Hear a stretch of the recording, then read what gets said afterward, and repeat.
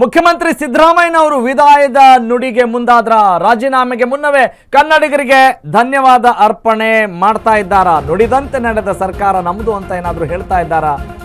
3 ವರ್ಷ ಪೂರೈಸಿದ ನೆಪದಲ್ಲಿ ಸಿದ್ದರಾಮಯ್ಯ ಟ್ವೀಟ್ ಮಾಡಿದ್ದಾರೆ.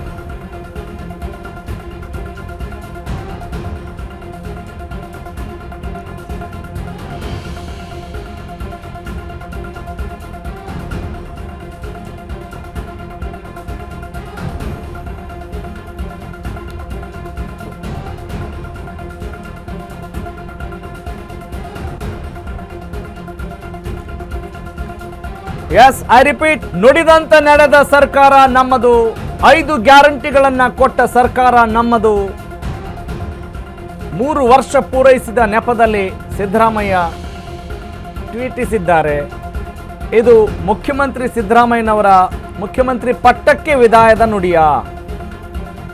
ರಾಜೀನಾಮೆಗೆ ಮುನ್ನವೇ ಕನ್ನಡಿಗರಿಗೆ ಧನ್ಯವಾದವನ್ನು ಅರ್ಪಿಸಿದ್ರ ಈ ಮೂಲಕ ಸಿದ್ದರಾಮಯ್ಯ ಸುಳಿವನ್ನು ಕೊಡ್ತಾ ಇದ್ದಾರಾ? ನಾನು ಮುಖ್ಯಮಂತ್ರಿ ಕುರ್ಚಿಯಿಂದ ಕೆಳಗಿಳಿತಾ ಇದ್ದೀನಿ, ರಾಜೀನಾಮೆಯನ್ನು ಕೊಡ್ತಾ ಇದ್ದೀನಿ ಅನ್ನುವ ಬಲವಾದ ಕುರುಹನ್ನು ಕೊಡ್ತಾ ಇದ್ದಾರಾ, ಸುಳಿವನ್ನ ಕೊಡ್ತಾ ಇದ್ದಾರಾ ಮುಖ್ಯಮಂತ್ರಿ ಸಿದ್ದರಾಮಯ್ಯ?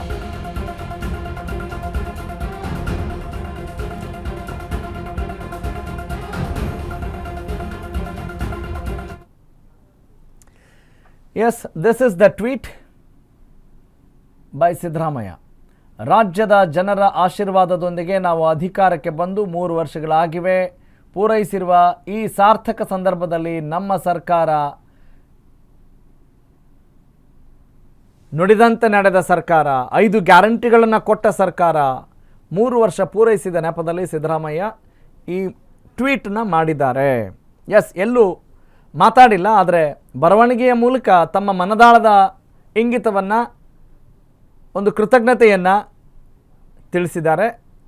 ಎಸ್, ಐ ರೀಡ್, ರಾಜ್ಯದ ಜನರ ಆಶೀರ್ವಾದದೊಂದಿಗೆ ನಾವು ಅಧಿಕಾರಕ್ಕೆ ಬಂದು 3 ವರ್ಷಗಳು ಪೂರೈಸಿರುವ ಈ ಸಾರ್ಥಕ ಸಂದರ್ಭದಲ್ಲಿ ನಮ್ಮ ಸರ್ಕಾರದ ಎಲ್ಲ ಸಾಧನೆಗಳ ಶ್ರೇಯವನ್ನು ಪ್ರತಿಯೊಬ್ಬ ಕನ್ನಡಿಗನಿಗೂ ಅರ್ಪಿಸುತ್ತಿದ್ದೇವೆ.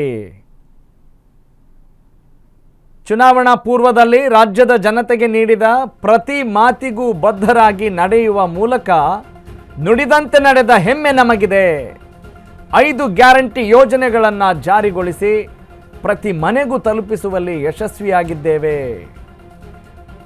ಯಾರೂ ಹಸಿವಿನಿಂದ ಮಲಗಬಾರದು ಎಂಬ ಸಂಕಲ್ಪದೊಂದಿಗೆ ಜಾರಿಗೊಂಡ ಅನ್ನಭಾಗ್ಯ ಯೋಜನೆಯು ಕೋಟ್ಯಂತರ ಕುಟುಂಬಗಳಿಗೆ ಪೌಷ್ಟಿಕ ಆಹಾರದ ಭದ್ರತೆ ನೀಡುವ ಮೂಲಕ ಆರೋಗ್ಯವಂತ ಸಮಾಜಕ್ಕೆ ಆಧಾರವಾಗಿದೆ. ಅನ್ನಭಾಗ್ಯ ಯೋಜನೆಯಡಿ ಉಚಿತ ಆಹಾರ ಧಾನ್ಯ ವಿತರಿಸಲು ಈವರೆಗೆ 18,897 ಕೋಟಿ ರೂಪಾಯಿ ವ್ಯಯಿಸಲಾಗಿದ್ದು 4.26 ಕೋಟಿ ಪಡಿತರದಾರರು 3 ಹೊತ್ತು ನೆಮ್ಮದಿಯಿಂದ ಊಟ ಮಾಡ್ತಾ ಇದ್ದಾರೆ ಸಿದ್ದರಾಮಯ್ಯ ಮುಖ್ಯಮಂತ್ರಿ. ಎಸ್, ಈ ಒಂದು ಸಂದೇಶವನ್ನು ರವಾನೆ ಮಾಡಿದ್ದಾರೆ. 4.26 ರೂಪಾಯಿ ಅಲ್ಲ, 4.26 ಕೋಟಿ ಜನ, ರಾಜ್ಯದ ಜನರ ಆಶೀರ್ವಾದದೊಂದಿಗೆ ನಾವು ಅಧಿಕಾರಕ್ಕೆ ಬಂದು 3 ವರ್ಷಗಳು ಪೂರೈಸಿರೋ ಈ ಸಾರ್ಥಕ ಸಂದರ್ಭದಲ್ಲಿ ತಮ್ಮ ಮನಸ್ಸಿನ ಮಾತನ್ನು ಸಿದ್ದರಾಮಯ್ಯನವರು ಈ ಮೂಲಕ ತಿಳಿಸಿದ್ದಾರೆ.